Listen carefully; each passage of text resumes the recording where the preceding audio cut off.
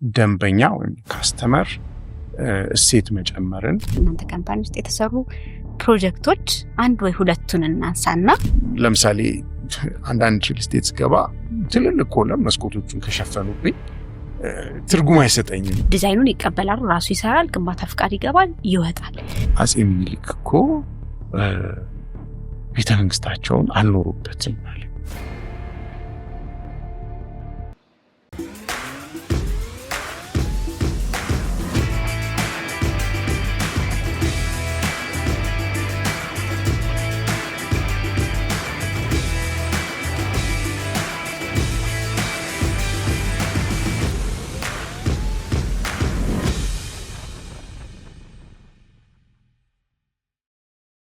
አሁን ያሉት መሐንዲሶች ሁላችን አዳዲስ የሚመጡትንም የነበሩትንም በተለይ ከናንተ ከውጭ ተሞክሮ ጋር አብራችሁ ስትሰሩ የሆነ ነገር ይዛችሁ መጣችኋል ለሀገር አይደለ?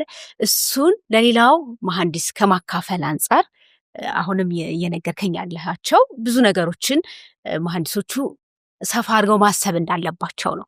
እዚህ ጋር አብሮ እንዲነሳ የሚፈልገው ነገር ምንድነው መሰለህ ዴቭ? ዲዛይን አንዴ ይሰራል። የተለመደው ከረንትሊ ያለውን ነገር ነው የምነግርህ። ዲዛይን አርክቴክቱ ይሰራዋል። ምናልባት አርክቴክቱን ላናቀው እንችላለን። ስትራክቸራል ዲዛይን እኛ ጋር ይመጣል። ስትራክቸሩን በራሴ እውቀት ልክ ሰራዋል። ስትራክቸሩን ይሰራውና ይወጣል። እኔ በእኔ እውቀት ልክ በሰራሁት ይሄዳል፣ ይፈቀዳል፣ ወደ ግንባታ ይሄዳል። ግን በፊት የነበሩት አሁን የቀሩት ምን ይደረጋል? የመጀመሪያ ዲዛይን ይሰራል። ዲዛይን ባይ እንደውም ቴብል እንትናችን አለ አይደለ? እሱ ላይ ዲዛይን ባይ ከሌ ይባላል። ዲዛይኑን የሰራው ሰው አለ። ከዛ ቼክድ ባይ ሌላ ሰው ቼክ ያደርገዋል ያን ዲዛይን።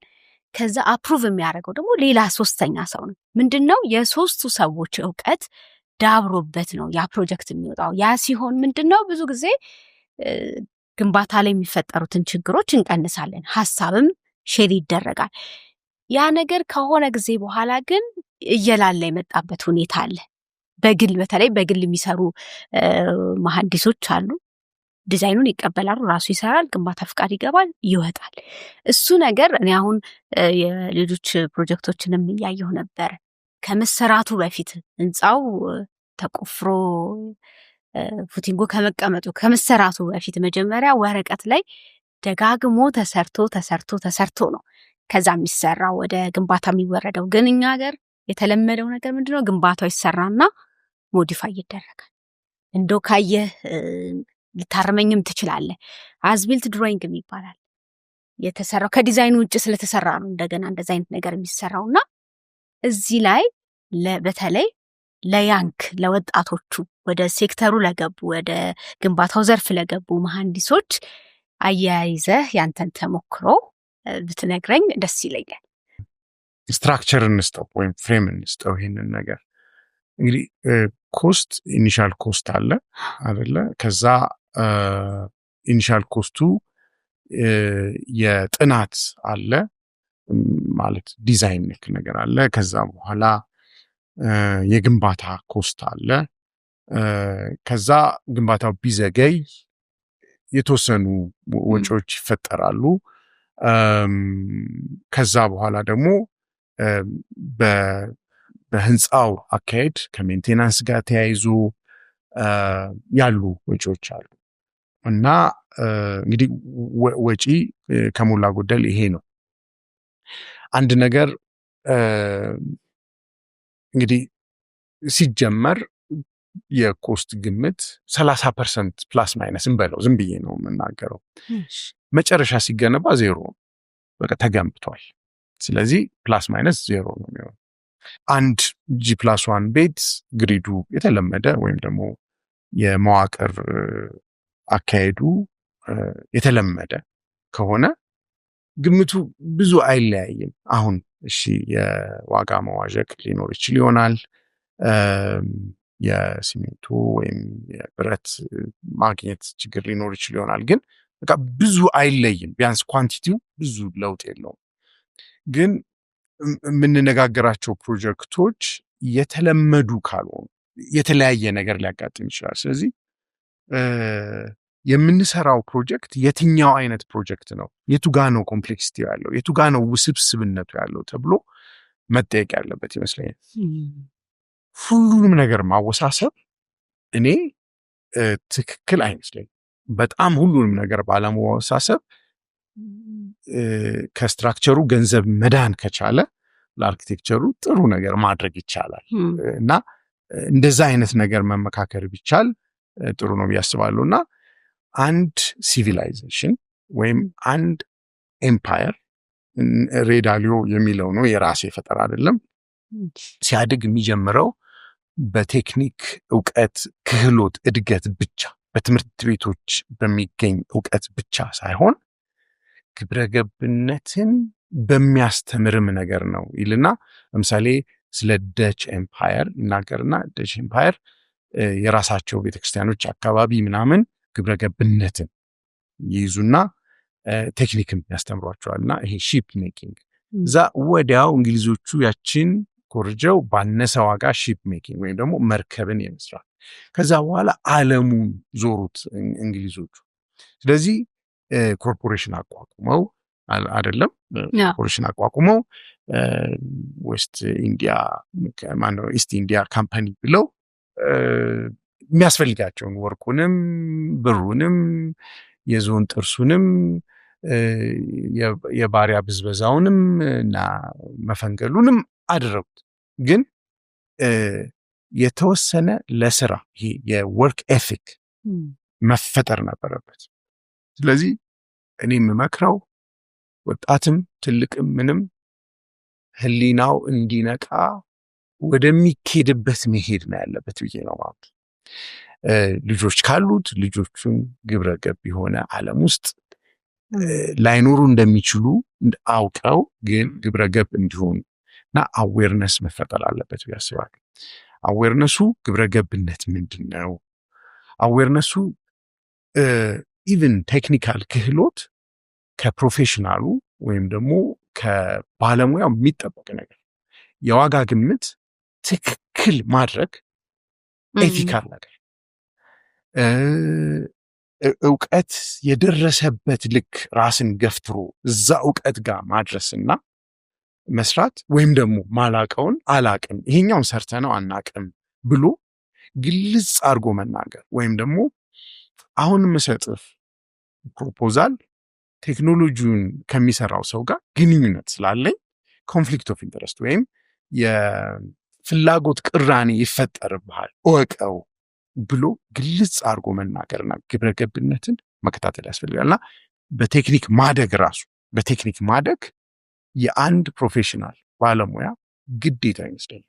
በተለይ በጣም ከትምህርት ቤት ሊወጣ ላለ ወይም ለወጣ ሰው መመክረው ባህሪያችሁን ገንቡ። እኔ ከልጅነት የሚነገረኝ ይህንን ገንዘብ ይመጣል ይባላል። ዋናው በቃ እውቀትህን ስብዕናህን ገንባል እና እኔ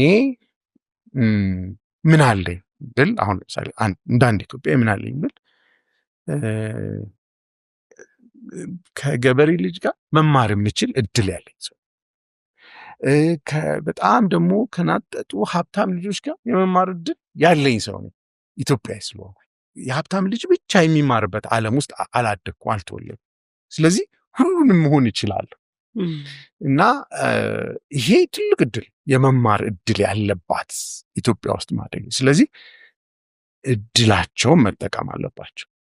አንዳንዱ እኛ የምንሰራቸው ፕሮጀክቶች የሰለጠነው ዓለም ገንብቶ ስለጨረሰ ላያገኙት ይችላሉ እኛ የምናገኛቸውን ፕሮጀክቶች። ስለዚህ ይሄ እድል ነው ብሎ እድሉን ማሰብ አለበት።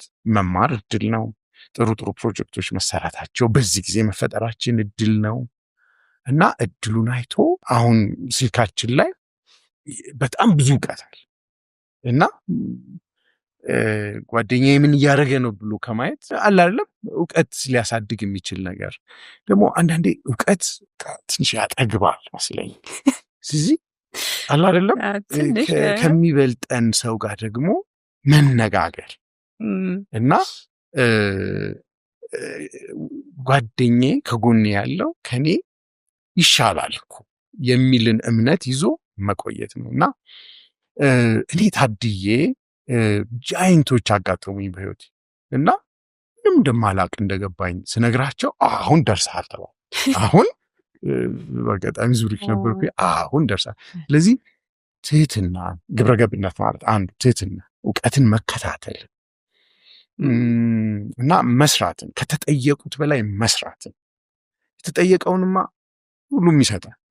ከተጠየቁት በላይ መስራትን፣ ከዛ በኋላ ደግሞ ያንን ነገር ላልደረሰው ማዳረስን ነው። እና አንዳንዴ ሳስበው አሁን ይህንን ዲስከሽን ማድረጌ እንደ ለህብረተሰቡ እንደሚሰጥ አገልግሎት ነው የምቆጥረው። አንዳንድ ካስተመሮችን ሳናግራቸው አሁን እያሰብኩት ነው ያለው እንዲህ ዋናግራቸው ይሻላል። ይህን ሁሉ እኮ እየገነቡ ነው እነዚህ ሰዎች እና ቢጠፋም ጠፋ ነው ማለት የማህበረሰብ ንብረት ነው እያስተዳደሩ ያሉት እነዚህ ሰዎች እና አልፈለጉኝ እኮ ይሆናል፣ ግን ቢያንስ እንዳለሁም ማወቅ አለባቸው እነዚህ ሰዎች ብዬ ኩራት ይባል ኢትዮጵያዊ ኩራት ብትይዘኝም ግድ የለም ለማንኛውም እንዳለሁ እንኳ ይወቁ። ያው እኔ ማለት ከኔ ጀርባ ኦክሲጅን ባግ አለ። በጣም የሚገርም አይነት ቲም ነው ያለው ቢሮ እና እኔ ማለት ትክክል አለ እኛ አለን እኮ ብዬ የምናገረው ነው እና ይህንን ማስታወቅ አስፈላጊና ጠቃሚ ነው ብዬ አስባለሁ። ስለዚህ ስብዕናን መገንባት፣ እውቀትን መከታተል እና ያንን ደግሞ ጥሩ የሆነውን ነገር መነገር ማለት ይኸው እነሆ ይሄ አለ እኔ ጋር፣ አንተ ጋር ደግሞ እኔ የሌለኝ አለ፣ እንገበያይ መባል አለበት እና ወጣቱም አዛውንቱም ልጅ የሚያሳድገው ልጅ ሆኖ ይህንን እያሰበ ቢኖር ጠቅም ይሆናል ብዬ አስባለሁ። አዎ ይሄ ለሁሉም ፕሮፌሽኖች የሚጠቅም ነገር ነው። ስለዚህ ወደኛ እንዴት ታመጣዋለህ ነው። ኦኬ አንድ ጓደኛዬ ምን አለ አንድ ጊዜ በአንድ ፕሮጀክት ምበለጽግ ይመስለኝ ነበር ይላል። ስለዚህ በቃ አንድ ፕሮጀክት ላይ በቃ እቀየራለሁ ብሎ ማሰብን መተው አስፈላጊ ነው ብዬ አስባለሁ። ኳሊቲ የሚመጣው በባህል ነው እንጂ በዘመቻ አይመጣም። ስለዚህ እኔ ለምሳሌ ድሮ መስሪያ ቤት ስሰራ የነበረው ወተር ታንክ ነውና ወተር ታንኩ ሬዝድ ወተር ታንክ ነውና አዋሳ አካባቢ ሳይስሚክ ነው። የአፈሩም ሁኔታ ለየት ያለ ነው። ውሃ የጠገበ አፈር እና የሸክላ እና የሲልት አይነት አፈር ነው ያለውና እሷን በደንብ አድርጌ እሰራ ነበር። አሁን እንደምንሰራ አይነት የተራቀቀ። ስለዚህ የተሰጠኝ እሱ ከሆነ እሷን ጽድት አድርጌ መስራት ነው። ስለዚህ እጄ ላይ ያለው ምንድን ነው? ወተር ታንክ ናት። ወተር ታንኳን በቃ በደንብ አድርጌ ልስራት። ሳይስሚክ ፕሩፍ እንዴት እንደማረጋት ልወቅ። ኢንቨርትድ ፔንዱለም ወይም ዥዋዥዌ ነው።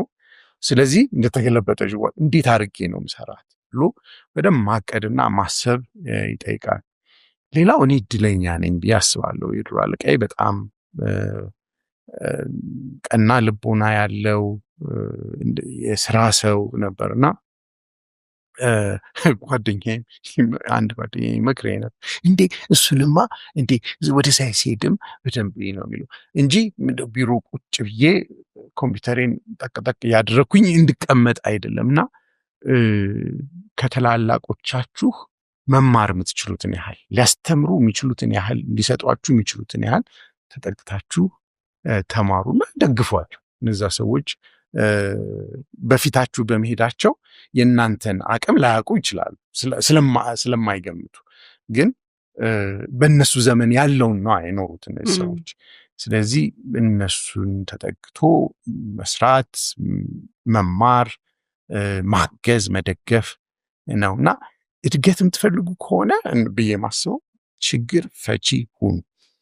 የኤክሰለንት ሰዎች ያው በጣም ማከብረው ሰው ስለሆነ ስሙን ብጠቅሰው ኃይሌ ገብረስላሴም ሲናገር ሁሉም ችግር አለው፣ ችግር የምትፈታ ሰው ሁን ነው። ስለዚህ ችግሩ እንዴት ልፈታ እችላለሁ? የደንበኛዬን ችግር እንዴት ልፈታ እችላለሁ? አርኪቴክት ነበር አለቃዬ።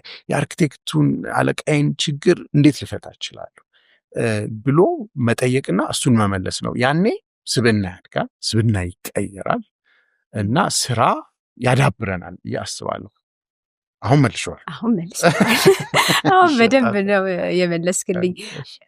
ሌላም ጥያቄ ወደው አስታወስከኝ። ይህንን ነገር ደግሞ እስኪ ወደ ሪል ስቴቶቻችን እንውሰደውና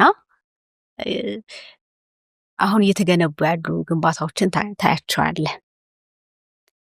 አንደኛውን ሪል ስቴት የአንደኛውን ሪል ስቴት ተሞክሮ የሆነ ሲወስደው ታያለህ። ኮፒ ያውም ጥሩን አይደለም ተያይዘው የሚጎዳቸውን ያክል እና እሱን ነገር እነሱን ከዚህ ጋር ትምህርት እንዲወስዱበት አያይዘህ ደግሞ እዚህ ጋር ሪል ስቴትን ካነሳን ደግሞ የፍሳሽ ጉዳዮች አሉ። የጋራ መኖሪያ ቤቶች ላይ በብዛት የምናያቸው የፍሳሽ ችግሮች አሉ። እነሱን ነገሮች ምክንያቱም እንግዲህ አንድ ግንባታ ሲገነባ ታሪክ ተክለን ነው የምንሄደው። ደግሞ ይሄኛው የተለየ የሚያደርገው ብዙ ሰው የሚኖርበት ብዙ ልጆች ተወልደው የሚያድጉበት ትልቅ አካባቢ ነው የምንገነባው እና እዚህ ላይስ አያይዘ ደግሞ ይሄ አሁን እየተወራ ያለው ነገር አለ አይደለ? የመሬት ንዝረቱ በተለይ ሪል ስቴቶች ጋር የጋራ መኖሪያ ቤቶች ላይ ችግሮች እያሳየ ነውና ሰውን ግር ብሎ ወርዶ ሲጨነቅ እያየ ነውና ይሄንን እስኪ አያይዘ አሁን በጀመርከው ምክርህ እዚህ ጋርም ደግሞ ሐሳብን አድርሰኝ። መቼም ቢዝነስማን ወይም ነጋዴ የህብረተሰብን ችግር መፍታት ነው ዓላማው እና እኔ መመስገን አለባቸው ሪል ስቴቶቹ ብዬ አምናለሁ። ዊንስተን ቸርችል ምን አለ ይባላል? with all his goods and evils, private enterprise is not a predatory tiger to be shot on sight or a cow to be milked, but a horse carrying, pulling a sturdy cart ይላል። በቃ እንደ ነጣቂ ነብር ታድኖ መመታት ያለበት አይደለም የግል ዘርፍ ወይም ደግሞ እንደሚታለብ ላም መሆን የለበትም። ነገር ግን የህዝብን የአካባቢን ችግር የሚፈታ አይነት ነውና ፈረስ ከበስተጀርባው ጋሪ እንደሚጎትት አይነት ነው የሚለውና እንግዲህ የአዲስ አበባ ባይ ኤክስቴንሽን ደግሞ የሌሎች እርባን ሴንተሮች ወይም ስናሰፋው አንዱ ትልቁ ችግር የቤት ሁኔታ ነው እና የቤት እጦት ወይም ሃውሲንግ ፕሮብለም አለ። ይሄ ደግሞ እንደኖረ በደንብ የታወቀ ነገር ነው። አሁን የመጣ ነገር አይደለም። ምናልባት አሁን የተወሰኑ መኖሪያ ቤቶች በመፍረሳቸው የተወሰኑ ሰዎች ልባቸው ደምቷል ብዬ ፈራለሁ። ግን እንግዲህ ሆነ እና በዚህ ምክንያት ሪል ስቴቶቹ የተወሰነ ሎኬሽን አገኙ። ስለዚህ የሪል ስቴት አንድ ራስ ምታት ሎኬሽን ነበር። ሎኬሽን ላይ መፍትሄ አግኝተዋል። ከሞላ ጎደል ሁሉም ላይሆን ይችላል። ማቀው ውስን ነገር ስለሆነ የምናገረው ነገር በውስንነቴ እንደ አድማጮችሽ እና ተመልካቾቻችን እንደሚወስዱልኝ ተስፋ አደርጋለሁ። ሌላው የሪል ስቴት ችግር የሚመስለኝ ፋይናንስ ነው ወይም ደግሞ ገንዘብ ነው። ምክንያቱም ዛሬ ያለኝ 1 ብር ነው፣ የሚያስፈልገኝ 100 ብር ነው። ስለዚህ በ1% የ100 ብር ነገር መግዛት አልችልም። ስለዚህ የህዝቡ የመግዛት አቅም it has to be brought now to now አይደለም። ስለዚህ ፋይናንስ መደረግ አለበት። ይህ እንግዲህ የሪል ስቴት ሌላ ችግር ነው ብዬ አስባለሁ። እነሱ ለመገንባት የተወሰነ ይችላሉ። ከዛ በኋላ ያለው ግን ሰውየው አምጥቶ በሚሰጣቸው ወይም ባንኩ በሚሰጣቸው ወይም ፋይናንስ በሚያደርገው ኢንስቲትዩት በሚሰጣቸው ነው። እንግዲህ ኢትዮጵያ እስከ ቅርብ ጊዜ ባየሁት ቁጥር 50% የ18 ዓመት በታች ያለ ህዝብ ነው ያለው። 30 አካባቢ ስትሄጂ ደግሞ 70%ቱ 30 እና ከዛ በታች ይሆናል። ስለዚህ እንግዲህ መማር የሚችለው ተምሮ ያርሰው ታርሶ ትዳር ፈጥሮ ልጆች ወልዶ እያለ ለማደግ ነው የሚፈልገው። ስለዚህ ፖፑሌሽኑ ያድግ ነው ሆነው ፍላጎቱ እያደገ ነው የሚመጣው። ስለዚህ ከርበን ሴንተር በተጨማሪ እያለ መሄድ ነገር አለ። ስለዚህ ይሄ ኒድ ሪል ስቴቶች ብቻ ይፈቱታል አይመስልም። ሌላው የሪል ስቴት ችግር እንደሚገባኝ የጊዜ ችግር አላቸው። ቶሎ ብለው ማስረከብ አለባቸው። ስለዚህ ይህን በማድረጋቸው የተጠና ሌላ ቦታ ያለ ነገር ቶሎ ብሎ መደገም አለበት። በቃ አለዚያ ለማሰማ ጊዜ ይወስዳል። ገንዘብ ሳይኖር ጊዜ ሳይኖር መሬት ነበር። የመሬት ችግር ከሞላ ጎደል አሁን ትንሽ እንትን ያለ አለ፣ የተሻሻለ ይመስል ይሆናል እና እንደዚህ በመሆኑ ነው። ከዛ ደግሞ የቴክኖሎጂ ችግር አለ። የቴክኖሎጂ ችግር የሚመስለኝ ለምሳሌ ይሄ ቨርቲካል ክላይምቡ ማለት ቦታው ውስን ስለሆነ ፎቆች መሰራት አለባቸው፣ ሰማይ ጠቀስ ፎቆች መሰራት አለባቸው። ከዛ በኋላ ሰርቪስስ መኖር አለባቸው። ሎንግ ተርም በኤሌክትሪክ አክቲቭ የሆኑ ሲስተሞች መፈጠር አለባቸው። ውሃም እንደዚህ አለ አይደለም፣ ድሬኔጅም አክቲቭ የሆኑ ሲስተሞች መፈጠር ሊኖርባቸው ይችላል። ግራቪቲን ብቻ መተማመን ላይኖር ይችል ይሆናል እና እውቀት መጨመር አለበት ማለት ነው እዛ ውስጥ ለሎንግ ተርም ለሾርት ተርም ማለት ቴምፖራሪ የሆነ ልክ ለግንባታው የተወሰነ ነገር መጨመር አለበት። ማለትም የክሬን የኮንክሪት ፓምፕ የምን እና ሜካናይዝድ እየሆነ ነው የሚመጣው ማለት ነው። ስለዚህ የቴክኖሎጂ አቅም መኖር አለበት። ከዛ ደግሞ ለሲስተሙ የሚገነቡትም ነገሮች በቃ ቴክኖሎጂ ውስጣቸው እየገባ ነው እንደዚህ ሊገነቡ የሚችሉት። ከዛ በኋላ ደግሞ እነዛን ነገሮች ሜንቴን ማድረግ እውቀት የሚጠይቅ ነገር። ስለዚህ እውቀትም አንዱ የሚሰሩት ነው። ከዛ ደግሞ ሜኔጅ ማድረግ ማለት አሁን እዚህ እኛ ስቱዲዮ ውስጥ ያለውን ነገር በሙሉ በደንብ ኦፕሬት ማድረግ የሚችሉ ሰዎች ስላሉ ምንም እኔና አንቺ ውይይታችን በጥሩ ሁኔታ ተሳክቶ ይሆናል። ልክ እንደዛው ያንን ማድረግ የሚችሉ ሰዎች ያስፈልጉናል ማለት ነው እና ሜኔጅ ማድረግም ሌላ ትልቅ ቻሌንጅ ነው። የተሰሩት ከአሁን በፊት የተሰሩት ቤቶች በዚህ ስኬል ናቸው ወይ? ሜቢ ኖት። አሁን ለምሳሌ የዛሬ 20 ምናምን ዓመት ኮንዶሚኒየም ሲገነባ በዛ ስኬል አልነበር። አሁን ግን ያ ስኬል ኖራት ኢትዮጵያ፣ ወይም ደግሞ ያ ስፋት ኖራት። አሁን የሚሰራው ደግሞ ሌላ ስፋት ነው። ስለዚህ ያንን ስኬል ሜኔጅ ማድረግ እና በጊዜ መጨረስ ይጠይቃል። ስለዚህ እንደኔ ብዙ የቴክኖሎጂ ሽግግር የምንጠይቅበት ጊዜ ነው። የቴክኖሎጂ ሽግግር ደግሞ ከቢዝነስ ጋር ተያይዞ ሲመጣ ትርጉም ይሰጣል። ስለዚህ የቴክኖሎጂ ሽግግር እንዲፈጠር ኦፕንነት ይጠይቃል። ችግራቸውን ማወቅ እና ኦፕንነት ይጠይቃል። አንዱ ይሄ ነው። የቴክኖሎጂ ሽግግር ከየት ይሁን ነው ጥያቄው እንጂ ቴክኖሎጂ ሽግግር ትክክል አስፈላጊ ነገር።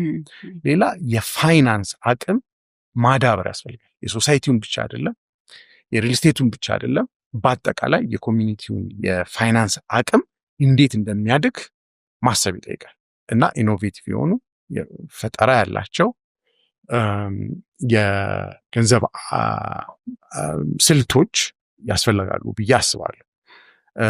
የአሜሪካ 2008 ክራሽ ብዙ ነገር ስላስተማረ ጥንቃቄ ማድረግ ምን እንደሆነ ለሁሉም ፋይናንሰር መናገር ላይ ያስፈልግ ይችል ይሆናል እና ሁለተኛው ይህንን ማሰብ ያለብን ይመስለኛልና ይህንን ስፔክትረም እንዴት ናቪጌት ያርጉት ወይም ይህንን እድልና ይህንን ምንድነው ተግዳሮት እንዴት አድርገው ይወጡት የሚለውን ነገር ነው ማስበው። ስለዚህ ያሉበትን ቦታ ፕሮአክቲቭ ሆነው አሁን ያለውበት ይሄ ነው እና እንዴት ላድርግ ብለው ማሰብ ያለባቸው ጊዜ ነው። የ1 ዓመት አይደለም፣ የ5 ዓመት አይደለም፣ የ10 ዓመት ነገር የሚታሰብበት ጊዜ ነው። ነገሮች ይቀያየራሉ። አሁን ለምሳሌ ኤአይ መጣ አይደለ? ኤአይ እንዴት ሊቀይረው ይችላል የዛሬን ቤት ተብሎ አላዋንስ ይሰጣሉ ወይስ እንዴት ነው የሚሆነው ተብሎ መታሰብ አለበት። እና አሁን ኤአይን አሁን ነው የምናውቀው፣ ግን አንድ የዩኒቨርሲቲ መምህራችን ሲነግረን ጃፓን አለ እርዝኩዌክ ሶርሶቹን ስለሚያውቋቸው ከሶርሱ ያለውን የሺር ዌቭ ካራክተራይዜሽን በፍሪኩዌንሲ ኮንቴንቱ ምኑን ይልኩለታል ለኮምፒውተሩ። ልክ ሀፕን ሲያደርግ ይልኩለታል። ህንፃው ላይ ያለ ኮምፒውተር ይቀበልና የተወሰኑ ኮኔክሽኖችን አንሎክ ያደርጋቸዋል። ሶዛት ዲሲፔሽን እንዲፈጠር እነሱ ጋር ስላይድ ያደርጋሉ። የተወሰኑትን ደግሞ ሎክ ያደርጋቸዋል እንቅ አድርገው እንዲይዙ። ከዛ ደግሞ ያ ፍሪኩዌንሲን ኮንቴንት በማሰብ ስለዚህ ልክ እርዝኩዌኩ በምን ፍጥነት እንደሚመጣ አስበው። እንግዲህ ያን ዘመን ኤአይ አለ። እንግዲህ ይሄንንም ምለው እንግዲህ ግምት ሊመጣ ነው አንዳንድ ነገር ላይ ግን የቆየ ነገር ነው። ስለዚህ እንደዚህ ፎርወርድ ቲንኪንግ ካልሆነ ትላንትም ስንመካከር ነበር ከስራ ባልደረቦች ጋር ኢትዮጵያ የሚያስፈልጋት ነገር ወደፊት ሊመጣ የሚችለውን ነገር ማድረስ ማድረግ አለ። ሀብታም ምንም ችግር የለውም። አንድ የዩኒቨርሲቲ መምህር አብረን እንሰራ የነበረ የኤምኢፒ ወይ ሜካኒካል ኤሌክትሪካል ፕላምቢንግ ስፔሻሊስት እና ቢልዲንግ ፊዚስት ነው። ሲነግረኝ ምን አለኝ፣ ዳዊት ቻይኖቹ ችግር የለባቸው 10 ዓመት ውስጥ እንደሚያፈርሱት ስለሚያውቁ እንደዚህ ተጨንቀው የሚገነቡት ነገር የላቸውም ማለት። እንግዲህ እየነገረኝ ያለው አንድ ከተማ ውስጥ 32 ሚሊዮን ሌላ ከተማ ውስጥ 20 ምናምን ሚሊዮን የሚኖርበት ዓለም ውስጥ ነው። ስለዚህ እኛ ግን ደግመን እንደዛ አይነት እንገነባለን ወይ? የአዲስ አበባ ፖፑሌሽን ያድጋል፣ ግን ደግመን እንገነባለን ወይ? ፎርወርድ ሉኪንግ ነን ወይ? የሚቀጥለው ፖፑሌሽን ምን ይመስላል? እንዴት አይነት ስማርት የሆኑ ሲቲዎች ይፈጠራሉ ተብሎ ፎርወርድ ሉኪንግ የሆነ መሆን አለበት እንጂ አሁን የተገነባው መድገም እሺ በቃ ምን ይደንቃል። ስለዚህ ይሄ ይታየኛል። ስለዚህ አሁን ስማርት መሆን ያለበት ይመስለኛል። ለምሳሌ እኔ እንኳ ስትራክቸር ባለሙያ ነኝ፣ ግን እኔ እንኳ ይሄ ቫኪዩም ሲስተምስ ላይ የማያቸው ቴክኖሎጂዎች አሉ።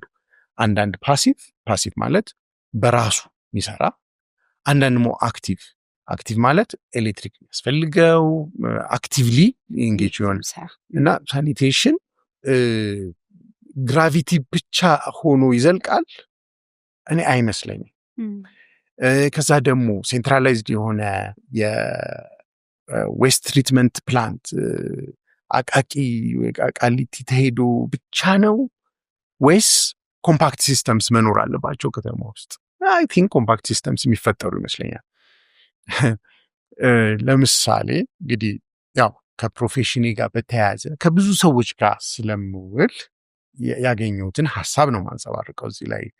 ሲቪል መሐንዲስ በሆንም ስፔሻሊቲ አይደለም ይህንን የምናገረው። ግን ለምሳሌ ኦፕን አንድ ፕሮጀክት እንሰራ ነበር። እዛ ፕሮጀክት ላይ ሄልት ሴንተርስ ኦል አክሮስ ኢትዮጵያ እና እዛ ሴንተር ላይ ኦፕን እና ክሎዝድ የሆኑ ሲልድ እና አንሲልድ የሆኑ ሴፕቲክ ታንክ ሲስተምስ ነበሩ እና we started asking them የግራውንድ ወተር ሌቭሉን አናቅም። ኦፕን ሲስተምስ ግራውንድ ወተር ቴብሉ አጭር ከሆነ የጤና ጣቢያ ሰርተን በሽታ እንሰጥ ነው እና ይሄ መሆን የለበትም። ስለዚህ እንዴት እናርግ? ሲል እናርገው ተባለ። ስለዚህ አሁን ሲልድ የሆነ ሲስተም ከሆነ ኦኬ በቃ ፓምፕ ይደረጋል፣ ወደ አግባብ ወዳለው ትሪትመንት ፕላንት ይሄዳል። ይሄ ሂውማን ዌስት ወይም ምንድነው የሚባለው ሶሊድ ዌስቱ። ስለዚህ የሚቃጠለው ይቃጠላል፣ ትሪት ተደርጎ ውሃ ሆኖ ደግሞ ወደ ወንዝ የሚመለሰው ደግሞ ይመለሳል፣ በቃ ንጹህ ሆኖ ማለት ነው። ስለዚህ የኔ እይታ ምንድነው ከጊዜ በኋላ ኦፕን ሲስተምስ ሊች ያደረጉ ናይትራይቱን ቢልድ ያደርጉታል አፈር ውስጥ።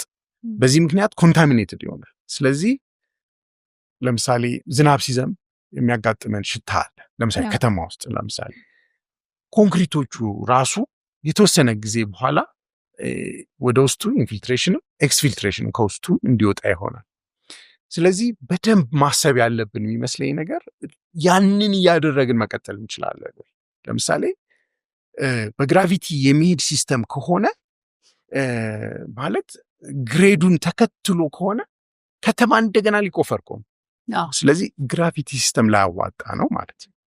ስለዚህ ቴክኖሎጂ ግዴታ እየሆነ ይሄ ቫኪዩም ሲስተሞች እየመጡ አክቲቭ የሆነ ሲስተም እየመጣ ይሆናል ማለት ነውና ስለዚህ ይሄም ቴክኖሎጂ ይጠይቃል። ይሄም ኦኬ ችግራችን ይሄ ነው፣ ሌትስ ቢ ፕሮአክቲቭ፣ ነገ ይሄ ነው ችግራችን ሊሆን የሚችለው ተብሎ መጠየቅ ያለበት ይመስለኛልና ከሳኒቴሽን አኳያ ይሄ ይታየኛል በቴክኖሎጂ መታሰብ አለበት ብዬ አስባለሁ። ሌላ የጠየቅሽኝ ስለ እርትኩዌክ ነው። እንግዲህ እርትኩዌክ ላይ ብዙ ሚት አለ ማለት ሚት ሳይሆን ሁሉም ሰው ፕሮፌሽናል አሁን ለምሳሌ ኦኬ እርትኩዌክ ላይ ከስትራክቸር አኳያ መነጋገር እችላለሁ። ከግራውንድ ሞሽን አኳያ ፕሮፌሰሮች አሉን፣ እነሱን ማነጋገር እርትኩዌኩ ምን ሊሆን ይችላል ምናምን የሚለውን እና በተለይ የአዲስ አበባ እርትኩዌክ ሞዴሬት ነው። የአዋሳ እነ መቀሌ እንግዲህ ከሪፍት ቫሊ ጋር በተያያዘ የመጣ እና የተወሰነ ደግሞ ከቮልኬኖ ጋር በተያያዘ የመጣ ነው። ነው ባጭር ቃል ርዕደ መሬት የምድር ቅርፊት ወይም ክረስት ስለተከፋፈለ እሱ ላይ ያለ ሙቭመንት ነው። ስለዚህ እሱ ላይ ያለው ሙቭመንት እንዴት ነው? አንዱ ክረስት ከሌላው ክረስት ወይም አንዱ ቴክቶኒክ ፕሌት ከሌላው ቴክቶኒክ ፕሌት ጋር ወይ አንዱ ከሌላው ስላይድ ለማድረግ ይሞክራል እና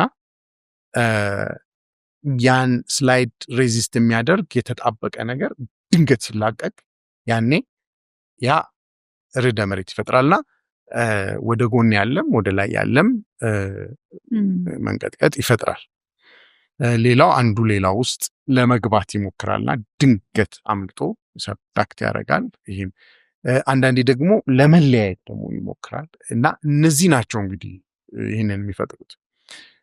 ይህንን ደግሞ ለምሳሌ ቮልኬኖ ወይም ደግሞ እሳተ ገሞራ ገፍትሮ ለምሳሌ እኛ ሀገር ጂኦሎጂስቶቹ እንዳብራሩት በ5 እና በ10 ኪሎ ሜትር ውስጥ ባለ ሁኔታ ውስጥ እሳተ ገሞራው በራሱ ጊዜ እየገፈተረ ሊወጣ ይመተዋል እና ምቱ ወደ ላይ ብቻ አይደለም፣ ወደ ጎንም ነው፣ ወደ ሁሉም አቅጣጫ ነው። ስለዚህ ያ እንቅስቃሴ ይፈጥራል። እንግዲህ የታየውን ያህል የመጣው በዛ ቢባል እዛ አካባቢ ለሚገመተው 10% ነው የመጣው። ዳሜጅ ሊሚቴሽን 50% ድረስ ባለው ነው የምንሰራው ከ475 ዓመት። አዲሱ ኮድ ይህንን በደንብ አድርጎ እያብራራው እያሳደገው ኮንሲኩዌንስ ክላስ እያለ በደንብ እያረገ እያስተካከለው እና መልክ እያስያዘው ነው። ስለዚህ ምን የሚባል አባባል አለ? earthquake does not read codes ይላል። መሐንዲሱ ነው አንብቦ ተረድቶ መስራት ያለበት። ስለዚህ ያንን አንብቦ ተረድቶ የሚሰራ መሐንዲስ መሆን ነው የሚጠበቀው ብዬ አስባለሁ። ትምህርት ቤቶቹም ውስጥ ይሄው እውቀት ከኮዱ እንግዲህ ኮድ ሳይኖር ግንባታዎች ተገንብተዋል። ጣሊያን ቅርብ ጊዜ የነበረ የዛሬ 10 ዓመት ሊሆን ይችላል አላስታውስም፣ የነበረ እርትኩዌክ ነበር። ድሮ የነበሩ ህንፃዎችን አፈረሰ። ግን እነዛ ህንፃዎች ያንን ሁሉ ዘመን ኖረዋል እና ያዘናጋል። እርትኩዌክ በጣም ያዘናጋ ነገር ነው። ብዙ ሰው ምን ደግሞ በህይወት ዘመን ለማይመጣ ብሎ ሊንቀው ይችላል። ግን ይመጣል። ሲመጣ እኔ እግዚአብሔር ይጠብቀን አይምጣ። በዛ ጊዜ በህይወት መኖር አልፈልግም። በቃ አሁን ግን ተጠንቅቀን መስራት አለብን ብዬ አስባለሁ። ስለዚህ የኮዱ አካሄድ እኔ ጥሩ ነው። በጣም ብዙ ሪሰርች ያላቸው አሜሪካኖቹ ነበሩ። አሁን አውሮፓውያኑም በደንብ እያሰፉት ከነሱም የተማሩት በተለይ ደቡብ አውሮፓ ውስጥ ጣሊያን፣ ምናልባት ግሪክ፣ ወደ ቱርክም ሲኬድ የተወሰነ ከርዕደ መሬት ጋር ያላቸው የበሰለ ነገር አለ። ወደ ሰሜኑ ብዙ ስለማያሳስባቸው መካከለኛውን ብዙ አያሳስባቸው ይሄ ስላለ እንግዲህ አሁን ትንሽ የተሻለ ነገር አለና ብዙ ኤክስፔንሲቭ ይመስላቸዋል ሰዎች፣ ግን አይደለም። ያጋጠመኝ ነገር ያየሁትን ያህል ቅድም እንዳልኩሽ ቀድመን ከተነጋገርና ቀድመን ሐሳቧን በደንብ ከአርኪቴክቱ ጋር ከሰራን 5% በስትራክቸራል ኮስቱ ላይ መጨመሩን እንጠራጠራል።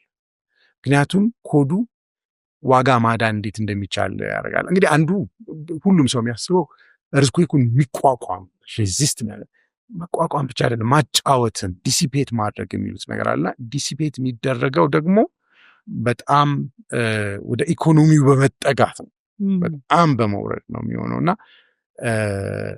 በጣም ደግሞ ወደ ኢኮኖሚ ስንጠጋ ደግሞ ዲፎርሜሽኑ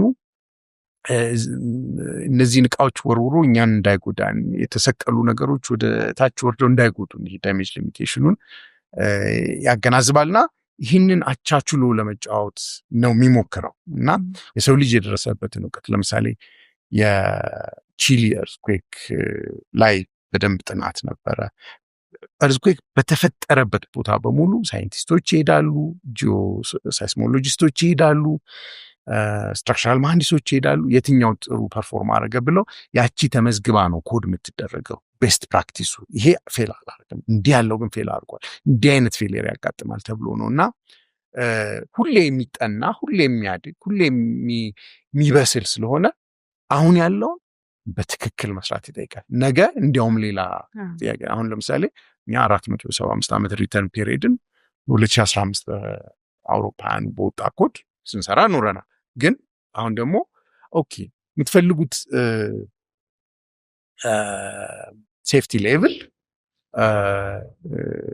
ኖ ኮላፕስ ብቻ ሳይሆን ፉሊ ኦፕሬሽናል እንዲሁም ከፈለጋችሁ ደግሞ የ1000 ዓመቱ ነው ወይስ የ2000 ዓመቱ ነው ተብሎ ኮድ ሊታሰብ ይችላል። ሆስፒታል ነው የምትሰሩት፣ ሆስፒታል እንደዚህ አይደለም የሚሰራው። የድሮም አለው በእርግጥ ለሆስፒታል የተላቀ ያለ ፋክተር ኦፍ ሴፍቲ ያደርጋል።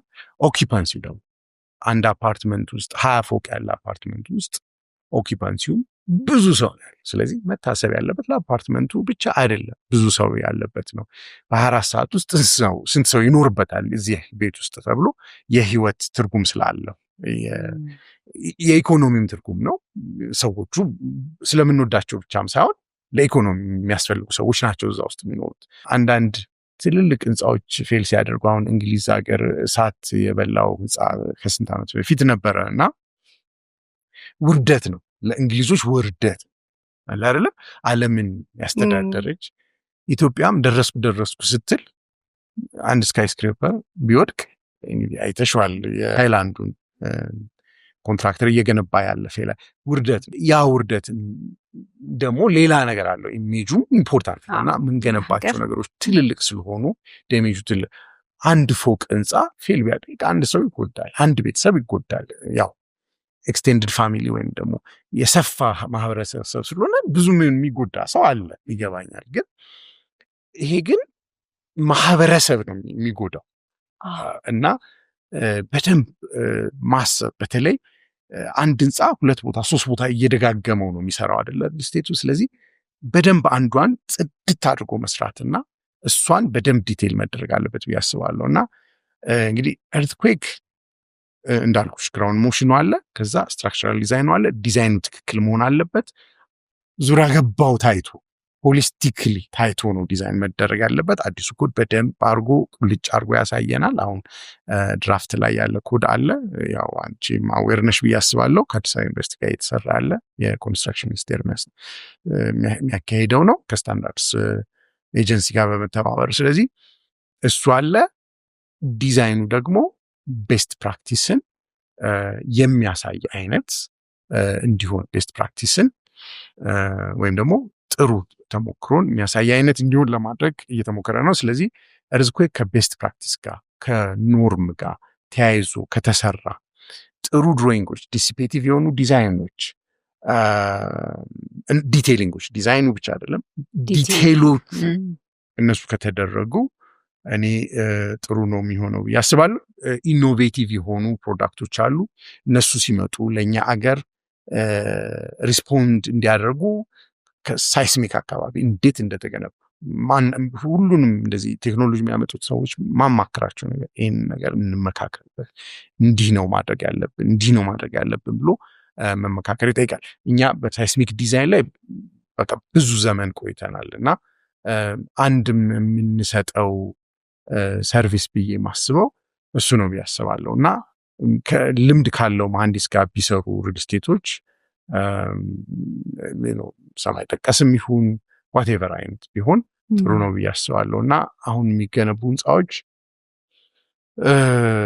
ለምሳሌ አንድ በጣም ብዙ መሐንዲሶች ማያዩት ነገር እና በጣም ያሳስበኝ ኮዱ የሚያስገድደው ነገር ቦክስድ ፋውንዴሽን ተጠቀሙ ይላልና ቦክስድ ፋውንዴሽን እንዴት ነው? እውቀት እኮ 1,000 ሚሊዮን ነው ማለት ምን እና እንደዛ አይነቱን ነገር ፋውንዴሽን ላይ ያለውን ነገር በደንብ ማሰብ ማገናዘብ ያስፈልጋልና እዛ በጣም ቢራቀቅ ፋውንዴሽኑ ትክክል ካልሆነ ወጪውም ደግሞ ፋውንዴሽን ላይ ብዙ ነው ያለ። ስለዚህ እኛ ፋውንዴሽንም ላይ ስፔሻሊቲ ያለን በሳይስሚክ ዲዛይን ብቻ አይደለም እና እነዛ አይነት ነገሮች ናቸው ቤዛ ለኔ ትርጉም ሰጡኝ። ጥያቄዎቹን በግርድፉ አግኝቻቸዋል። አግኝተህልኛል፣ በደንብ አግኝተህልኛል። አሁን እዚህ ላይ ነው የምፈልገው ምንድን ነው መሰለህ ርዕደ መሬትን በሚመለከት ከዚህ በፊትም ቢግ ፋይፍ ላይ የሰማኋቸው ነገሮች አሉና አሁንም ፕሮጀክት ቤዝ ሆኖ ሌላውም ሰው ወደ ጭንቅላቱ መጥቶለት እንዲያስበው በተለይ መሐንዲሶቹም ሌላውም ሰው ቢሆን እንዲያስበው ፈልጋለሁና እስኪ የእናንተ ካምፓኒ የሰራው ፕሮጀክት በተለይ ርዕደ መሬትን በደንብ አይተንበታል የምትለው እና ፕሮጀክቱን ብትነግረኝና እዛ ላይ ደግሞ ምን አይነት ዘዴዎችን ተጠቀማችሁ፣ በተለይ መዋቅር ንድፉ ላይ ምን አይነት ነገሮችን አያችሁ የሚለውን ነገር እንድታነስልኝ ፈልጋለሁ። ወደ ኮዶቹ በኋላ እሄዳለሁ፣ ግን እቺኛዋን ነገር መጀመሪያ እንጨርሳትና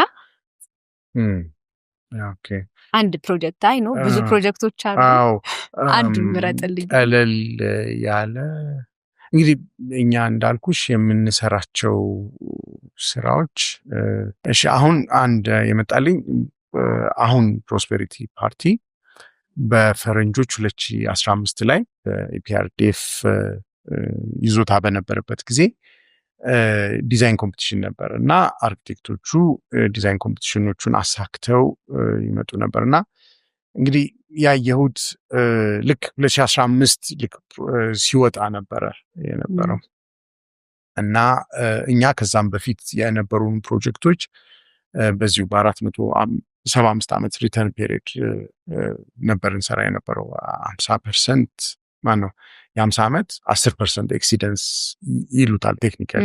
ህንፃው ረጅም ነው፣ ወደ 135 ሜትር በአንድ በኩል፣ በሌላ በኩል አላስታውስም ወደ 60 ሜትር ነገር ሊሆን ይችላል፣ 55 ሜትር አካባቢ ይሆናል ሰፊ ነው እና እንግዲህ ታወር አለው። ታወሩ 2 ቤዝመንት አለው፣ ግራውንድ ፍሎር አለው፣ ከላዩ 9 ፎቅ አለው። ከዛ ደግሞ ወደ 1000 ሰው ማስተናገድ የሚችል ሚቲንግ ሆል አለው። እንግዲህ ፖዲየሙ 2 ቤዝመንት እና ግራውንድ ፍሎር እና 3 ፎቅ አለው። ስለዚህ አሁን እዚህ ውስጥ በጣም ብዙ ኤሌመንቶች አሉ። ይገባኛል አሁን የተነጋገርኳቸው ነገሮች። ታወሩ እንደ አንድ ሲስተም በሳይስሚክ ሆሎች ስቴቢላይዝ መደረጉ አንድ ሀሳብ ነበር። እንግዲህ አንዱ አድቫንቴጅ ምንድነው? ፕሮጀክቱ ግን የትኛው ፕሮጀክት? እኔም መሳል ፈልጌ 4 ኪሎ ከፓርላማ ህንፃ በላይ ከሳይንስ ከዩኒቨርሲቲ ፊት ለፊት በታች ማለት ነው። እዛ ፕሮጀክት ላይ እንግዲህ እንደነገርኩሽ ይህን ታወር እንበል ኮር ሲስተም አንዱ ጥቅሙ ለደረጃ እና ለኤሌቬተር ወይም አሳንሰር የሚጠቀምበትን ስፔስ ኮር ማድረግ እንችላለን። ስለዚህ ፋየር ስቴሩም እዛ አለ ማለት በአደጋ ጊዜ መውጫ እዛ አለ እና እንደ ፋየር ኮምፓርትመንት የሚታየውን ኤሌመንት ነው እንግዲህ እኛ ለሳይስሚክ ሲስተም የተጠቀምነው። በዚህ ምክንያት ሌላው አካባቢ በሙሉ ለአርክቴክቱ እንደፈለገ እንዲሰራበት ነፃ ያደርገዋል። እና የኮር ሲስተም አንዱ አድቫንቴጅ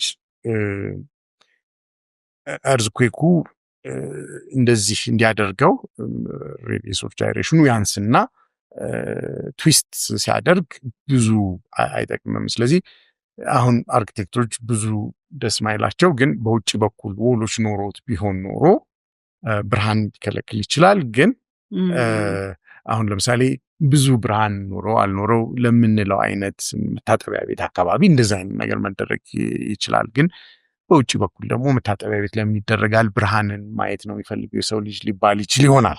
ስለዚህ ከአርክቴክቱ ጋር እንደዚህ ተመካክረን በውጭ ያሉ ውሎችን ወደ ውስጥ እንክተታቸው ከዛ በኋላ እየተባለ ተመካክረን ያደረግነው ፕሮጀክት ነውና መመካከር ቀድመን ዲዛይን ኮምፒቲሽን ነበር። ከዛ በኋላ ግን በደንብ አድርገን ተመካክረን ታወሩን እንደዚህ ሰርተነዋል። ሌላው ኢንዳይሬክት የሆኑ ፎርስ ፍሎ ወይም ፎርስ ምን እንደሆነ አሁን አላውቅም፣ ግን የጉልበቱ የሚሄድበት ወይም ጫናው የሚሄድበት ስትሬስ ፍሎ ነበር፣ በጣም ብዙ ነበር። ለምሳሌ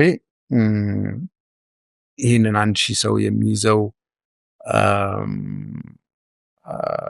ሚቲንግ ሆል መሰብሰቢያ አዳራሽ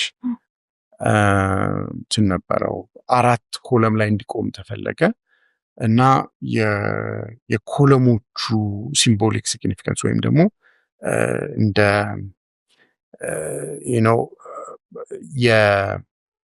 የኢፒአርዲኤፍን ልበል ታሪክ የዋሻ ስሜት ማምጣት ነበረበት። ስለዚህ እንደው አለት አይነት የድንጋይ አለት የሆነ አይነት እና ከታች መጥቶ ተለቅ ያለ ነው ምናልባት እና እየሰፋ የሚሄድና ሜጋ ኮለም ስንላቸዋለን ትልልቅ ኮለሞች ማለታችን ነው፣ ወይም ምሰሶች አድርገን ውስጡን ባዶ አድርገን ለኢንስቶሌሽን እንዲሆን አድርገንና ግን ሰፊ ስለሆኑ ኮለሞቹ ላተራል ስቴቢሊቲን እንደ ዎል አድርገው ሳይስሚክ ዎል አድርገው እንዲይዙት ነው። እና እኔ አንዳንድ የሚያሰጋኝ ነገር ዲሲፔሽን የሚመጣው ብዙ ጊዜ ጠርዝ ላይ ባሉት እንትኖች ነው፣ ሪንፎርስመንቶች ዎል ላይ ሳይስሚክ ዎል ብዙ ማያቸው ህንፃዎች ግን እኩል ስፔስ የሆኑ ናቸው፣ ለዳሜጅ ሊሚቴሽን ያግዛሉ እና ጥግ ላይ ብዙ ሪንፎርስመንት ላይም እኩል ነው ስፔስ የሆኑት እና ሪዚስት ያደርጉ ይሆናል እንጂ ዲሲፔት ያደርጋሉ ወይ? እኔ ይሄ ቤስት ፕራክቲስ አይደለም። ይህንን በእርግጠኝነት ልናገር ፈልጋለሁ። የኮለኑ ጠርዝ ላይ የዎሎቹ የሴስሚክ ዎሎቹ ጠርዝ ላይ ሪንፎርስመንት በዛ ሲል ነው ይሄኛው ዲዛይን የሚመስል ነገር ነው ምለው እንጂ እኩል ከጥግ ጥግ ለምሳሌ 15 ሴንቲሜትር ከሆነ ስፔሲንጉ በ15 ሴንቲሜትር ሁሉንም ሪንፎርስመንት ካስቀመጠው አይ ይሄ ነገር ዲስፔቲቭ አይመስለኝም። ይሄ እንግዲህ አንዱ ዲቴይሊንግ ነው። ሞዴል ሲደረግ አንዱ ከሌላው ሊቀራረብ ይችላል፣ ግን ያ ዲቴይሊንጉ ይሄ አይደለም እና ሌሎችም ዲቴይሎች አሉ። አሁን በጣም ቴክኒካል ሆኖ ለውይይታችን ብዙ አያመችም።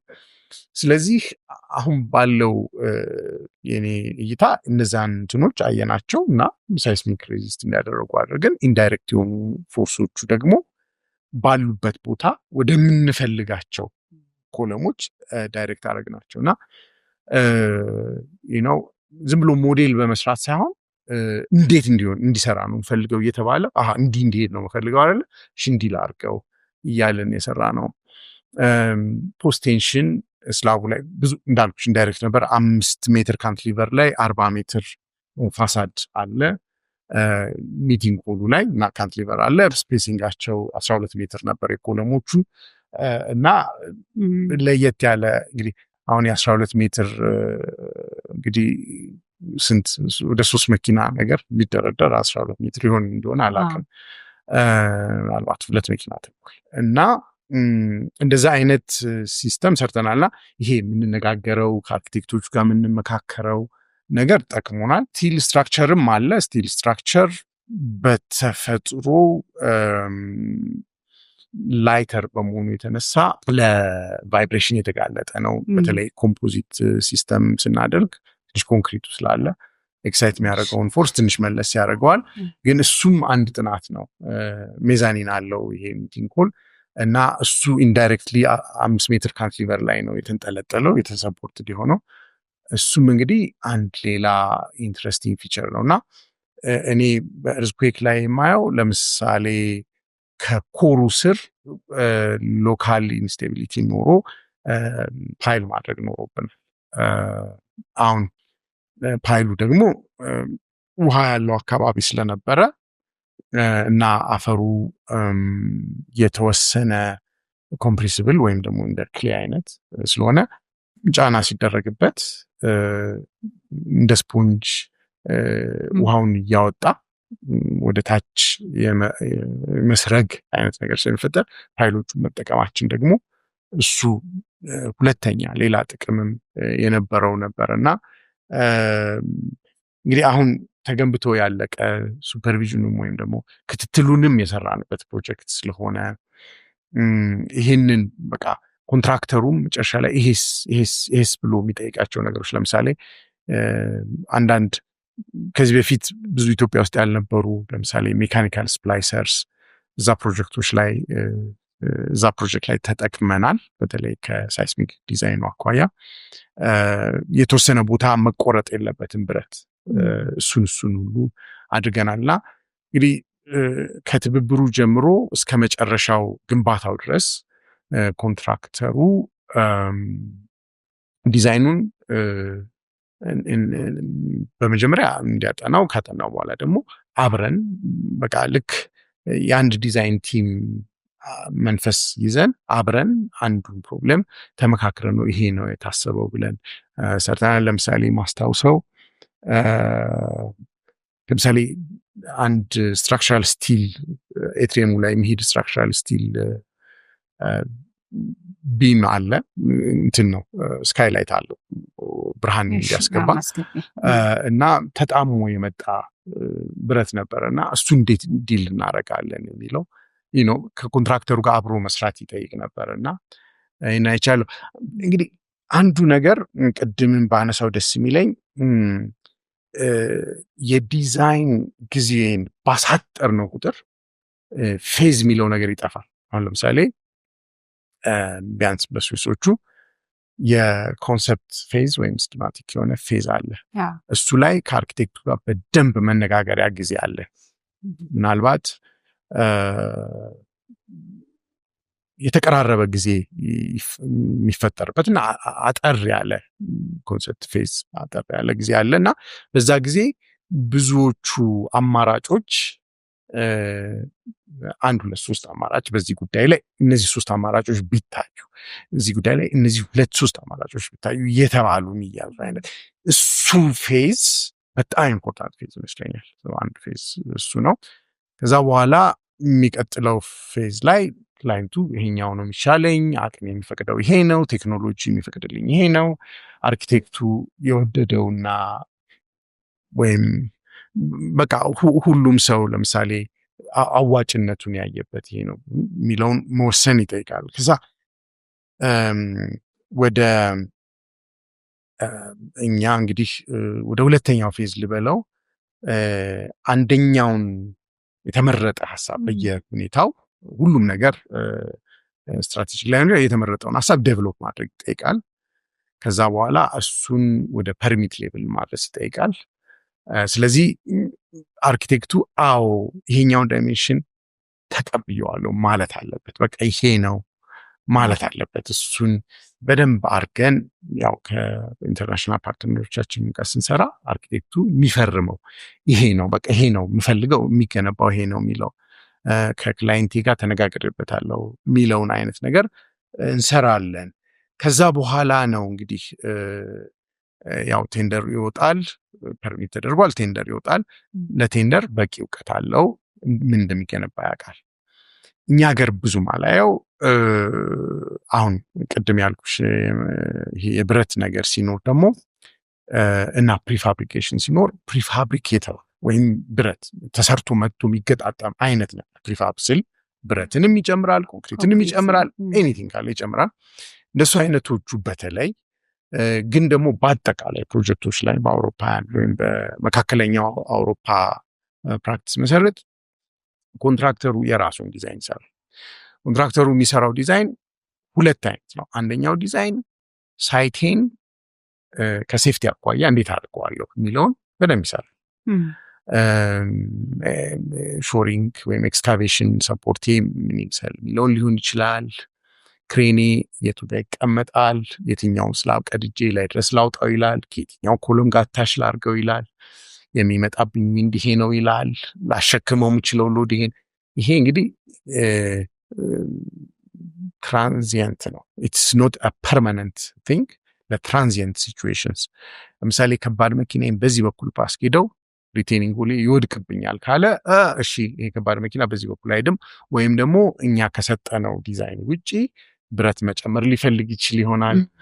ያሰበው ሲሚንቶ አላገኘ ይሆናል፣ እኛ ፕሪስክራይብ ያደረግነውን። ስለዚህ አማራጭ ይሄ ነው ብሎ እንግዲህ ብዙ ሰፊ ነገር ስለሆነ ቴክኒካል ልቶ ብቻ ቴምፐረሪ የሆነውን ስራውን እንዴት እንደሚሰራ ዲዛይን ማድረግ አለበት።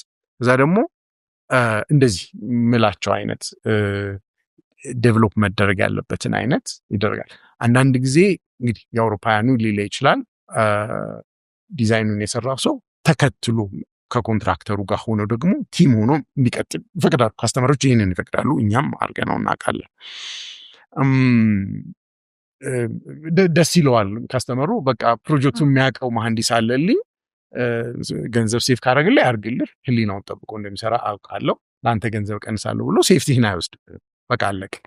ክፍያ የሚከፈለው በቃ ፕሮጀክቱ በስነስርዓት ከሄደ እንጂ ፕራይስ እስካሌት ማድረግ ከጀመረ ኮንትራክተሩ አልታየ ሁለተኛ ስራ ያገኝ ማለት ነው። ስለዚህ አርፎ መሐንዲሱም ትክክል ይሰራል፣ ኮንትራክተሩም ትክክል ይሰራል። ይሄ ኮስቱን አንዴ ከፍቶ እንደፈለገ አያረገውም ማለት ነው። ኮንትራክተሩ ባለው ዋጋ መጨረሱ ነው እርግጠኛ የሚሆነው ማለት ነው። ሶ ይሄ ሌላ ነው። ስለዚህ ኢንስቲትዩሽን ሌቭል አለ። አምስተኛ ማለት ነው ቴንደር አለ፣ ኤክስኪዩሽን አለ። ከዛ በኋላ ደግሞ ያው ክሎዚንግ አለ። ክሎዚንግ ላይ እንደ ሜንቴናንስ ማኑዋሎቹ ምንድን ነው የሚሆነው፣ በየ2 ዓመቱ ምን ኢንስፔክት ይደረግ። በተለይ ይሄ ደግሞ ስቲል በቃ ኮሮድ እኛ እንኳ ትንሽ ደረቅ ያለ አየር ስላለን ትንሽ አየራችን አቅብጣናለች። ለማንኛውም በቃ የሚታዩ እነዚህን መታየት አለባቸው። ለኢንስፔክሽን ዲዛይንም ሲደረግ ኢንስፔክት እንዴት ይደረጋል ተብሎ መታሰብ አለበት። ውሃ ቢገባ አክሲደንታሊ ምንድን ነው የሚለው፣ ውሃው ደግሞ ያጠና ነው። እንግዲህ አሁን ጂኦቴክ 10,000 ካሬ ሜትር 5-6 ቦታ ቦርሆል አድርጎ ነው ሰው እንግዲህ እንዲህ ይሆናል አፈር ብሎ እና ይሄ ሄደን ስናየው ያጋጠመን አፈር እንዲህ ስለነበር እችን እንደዚህ መቀየር አለብን ከተባለ ውሃ ያየነው 2 ሜትር ላይ ነው፣ ግን ምናልባት 1 ሜትር ቢጨምር ተብሎ ፌልሴፍ እንዴት እንደሚሆን ታስቦ የተደረገው። እንዲህ አይነት ነገር ካጋጠመ እንዲህ ነው የሚደረገው የሚል ፕሮፐርቲ ማኔጅመንት ወይም የአስተዳደር ዶክመንት ወይም ሜንቴናንስ ኤንድ ፕሮፐርቲ ማኔጅመንት ዶክመንት እንግዲህ ኮንትራክተሩ መስጠት አለበት፣ አዝቢልት ጨምሮ ማለት ነው። እና ይሄ እንግዲህ በቢም ላይ ከመጀመሪያ ጊዜ ቢም ማለት ቢልዲንግ ኢንፎርሜሽን ሞዴሊንግ ከመጀመሪያ ጀምሮ እስከ መጨረሻ ይህንን ሜኔጅ የሚያደርግ ፕላትፎርም ይሰጣል። ያየሁትን ያህል አሁን አውሮፓ ፕሮጀክቶች ላይ ቢምን ለግንባታ በጣም በጥሩ ሁኔታ ቢም ቱ ሳይት የሚባል አለ፣ ቢም ቱ ፊልድ፣ እሱን በደንብ ይጠቀማሉ። መጨረሻ ላይ ደግሞ ያየሁት ያህል ይሄ ሜንቴናንስ ማኑዋል ሲሪየስሊ የሚደረግ ነገር ነውና በፌዝ አለመከፋፈላችን ያስቸግራል። ስለዚህ አሁን ልክ እዚህ ፕሮጀክት ላይ ራሱ በ1 ወር እንዲያልቅ ነበር የተፈለገው። ይሄ ፕሮጀክት እንደ 30,000 ሜትር ስኩዌር አካባቢ ነው። በ1 ወር ይህን ሁሉ ነገር እንዴት ነው የሚሰራው ተባብለን ኤክስቴንድ ማድረግ ነበረብን። ከዛ አንዳንዴ ስናየው 1 ወር ተባለ እንጂ ቆየ። በተለያየ ምክንያት የመሬት ሁኔታ ኮምፐንሴሽን ወይም ደግሞ ምንድነው ያው የሚነሱ ሰዎች ካሉ እሱ እንግዲህ የቤተ ክህነት ሰዎች ይኖሩ ይሆናል። ዲቴሉ ብዙ አስፈላጊም አይደለም። ጊዜ ይወስዳል። እናንተ ጊዜ ሰጣችሁ ማለት ጊዜ ይወስዳልና ፌዙን እንትን ሲደረግ አሁን 2 ፌዝ 3 ፌዝ አንድ ላይ ላምፕ ሲደረግ ዝብርቅ ይልበታል ፕላነሩ ምኑም እና ወዴት ነው የሚቸኮለው ማለት አው ፕሮፌሽናችን ስለሆነ እኛ ነገም ይህንኑ እንደምንሰራ እንገምታለን። ግን አንዳንዴ ትንሽ አፕሪሺየቲቭ መሆን ያለብን የሚመስለኝ ህዝብ እንዳገለግል ብመረጥ የ5 ዓመት ፔሪድ ነው ያለኝ አትቤስት ከኔ በላይ ያለ ሰው ደግሞ አይ ግድ የለም አንተ ደግሞ ወደዚህ ሂድ ቢለኝ ሳላከናውነው የጀመርኩትን ትቼው ልሄድ ነውና እሱ ችኮላ ይሆን እንደዚህ በጣም የሚያሯሩጠን እኔ ለመረዳት ሞክራለሁ። ግን በቃ ይሄ ዓለም አቀፍ ነገር ነው እኮ እኛ ዓለም የተፈጠረ አይደለምና ስለዚህ በዊዝደም መፍታት ይቻላል ማለት አንድ ፕሮጀክት ትልቅ የታወቀ ዓለም አቀፍ ድርጅት ነው እዚህ ሀገር አይደለም። አንዱ ሲኦ አሴምብሊ ፕላንት ነው የሚሰራው እኛ በጣም ትልቅ አሴምብሊ ፕላንት ነው ስዊትዘርላንድ ውስጥ ያለ ነው። የጀርመን ድርጅት ነው ግን ስዊትዘርላንድ ውስጥ ያለ ነው። መጥቶ ሌላኛው ሲኦ ሲመጣ ፕሮጀክቱን ጠላው፣ ተቋረጠ ፕሮጀክቱ። እንደዛም አይነት ነገር ይፈጠራል። እዚህ ሀገር ብቻ አይደለም ያለው እና እንግዲህ በጠየቅሽኝ መነጽር እንግዲህ አንዱ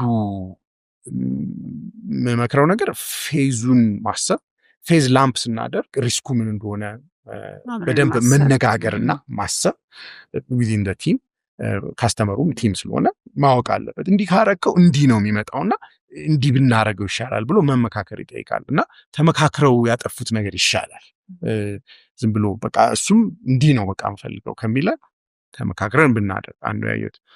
ከዛ ግን በሂደት አንዳንድ ጥሩ ምንድነው ሲሳይ ካጋጠመ ይሄ አጋጥሞናል ይሄንን እንጠቀም የሚባልም ነገር ካለ እነዛን ነገሮች ሲያጋጥም ሲሳዩም መጠቀም እንዲቻል ትንሽዬ እድል መስጠትና ጊዜና ፌዝ መፍጠርና ፌዙ ሲዘጋ እዛ ላይ በጣም ያቻኩለው ካስተመር ድንገት ጥፍት ሲል ኦኬ ፊድባክ ካልሰጠህን እኮ የሚቀጥለው ጊዜ ይዘገይ።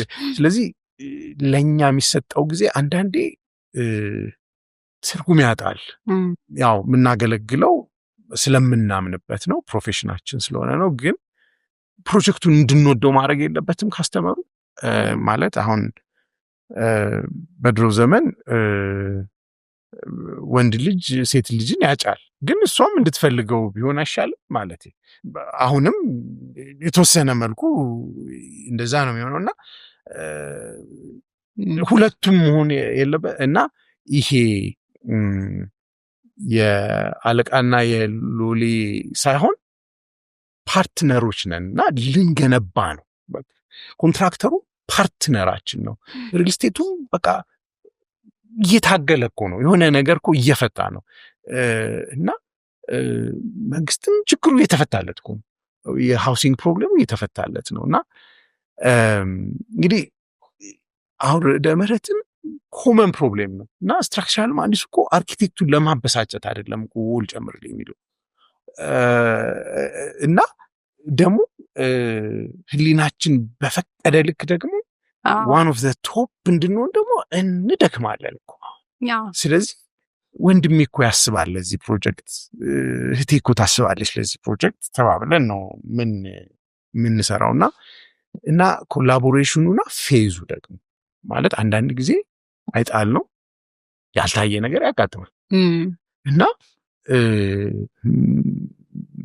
አንድ አሜሪካዊ በጣም ሲኒየር መሐንዲስ በሰባዎች ውስጥ ያለ ሰው ምን አለኝ